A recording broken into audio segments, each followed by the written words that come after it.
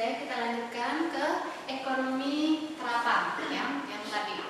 Ekonomi terapan merupakan cabang ilmu ekonomi yang menggunakan hasil kajian teori ekonomi untuk menjelaskan fakta-fakta yang dikumpulkan oleh ekonomi deskriptif. Jadi ekonomi terapan ini mengambil dokumen-dokumen yang ada di ekonomi deskriptif yang baru diterapkan dalam cabang ilmu ekonomi terapan. Nah, selanjutnya kita ke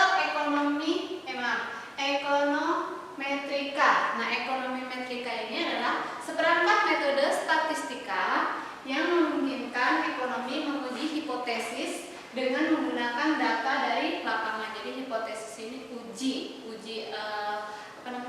ke validitas data ya. Jadi diuji data yang ada tuh benar atau enggak sama kenyataannya. Selanjutnya ada matematika ekonomi. Jadi ekonometrika sama matematika ekonomi itu beda ya.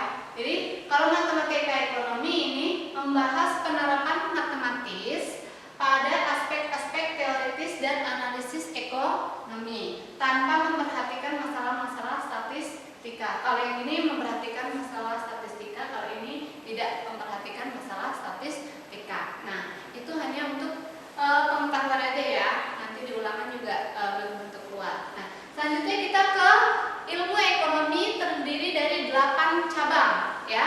Antara lain ada ilmu ekonomi ilmu ekonomi moneter ya. Ini kurang. Maaf ya. Ilmu ekonomi moneter.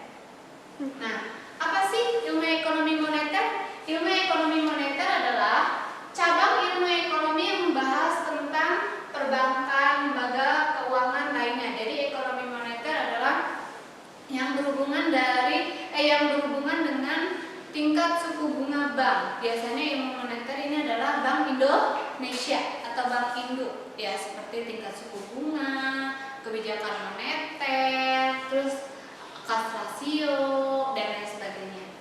Selanjutnya ada ilmu ekonomi publik. Nah, ilmu ekonomi publik adalah cabang ilmu ekonomi yang membahas tentang kebijakan pemerintah dalam perekonomian. Seperti pembahasannya itu ada APBN, ada APBD ya, tentang pembahasannya tentang ekonomi pemerintahan. Ya. Paham? Nah, selanjutnya kita ke ilmu ekonomi industri. Ilmu ekonomi industri adalah cabang ilmu ekonomi yang memfokuskan pada pembahasan pada interaksi berbagai perusahaan dalam suatu industri. Jadi berhubungan dengan industri, hubungan industri. Pokoknya industri apa sih, ada kartel, industri industri pakaian, industri makanan, seperti itu ya. Jadi di perusahaan ya. Ini merupakan ilmu ekonomi industri. Nah, selanjutnya kita ke ilmu ekonomi internasional ya. Ilmu ekonomi internasional di sini adalah cabang ilmu ekonomi yang membahas kegiatan perekonomian antar bangsa. Jadi ilmu ekonomi internasional seperti perdagangan internasional, terus devisa, seperti itu ya. Jadi ilmu ekonomi internasional membahas tentang segala sesuatu antar negara ya, antar negara. Selanjutnya ke ilmu ekonomi regional. Nah, regional ini satu kawasan ya, atau berdekatan. Nah, ilmu ekonomi regional adalah cabang ilmu ekonomi yang antara lain membahas tentang interaksi ekonomi antar wilayah dan proses perkembangan suatu wilayah. Biasanya di sini ekonomi regional berhubungan tentang kerjasama ya, kerjasama antara dua negara atau bilateral ya, multilateral, ASEAN, MEE gitu ya, APEC, OPEC gitu ya, pembahasannya seperti itu. Nah, selanjutnya ilmu ekonomi SDA atau ilmu ekonomi sumber daya alam. Cabang ilmu ekonomi yang membahas masalah dan alokasi sumber daya alam yang optimal menurut ekonomi. pembahasannya tentang sumber daya alam ya. Selanjutnya ilmu ekonomi SDM.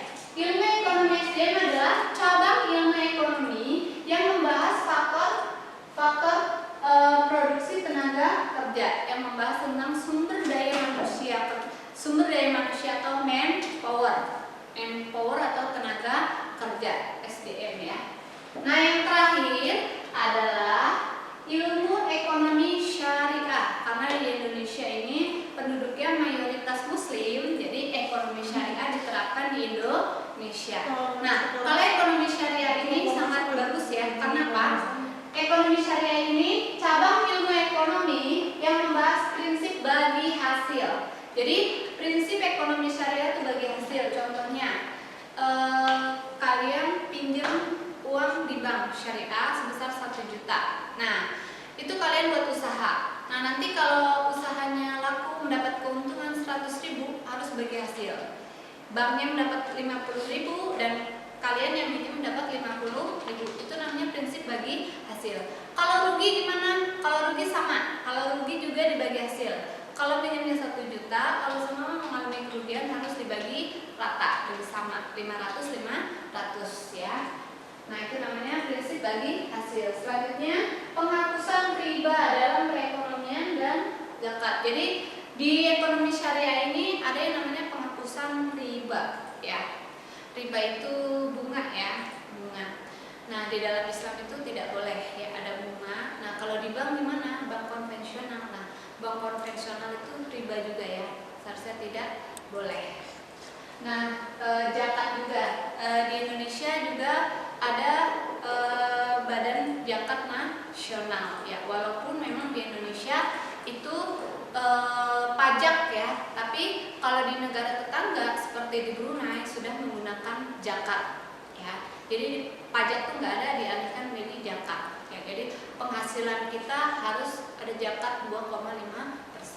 Kalau di Indonesia semuanya pajak, tapi pajak juga kurang efektif ya, mendingan zakat.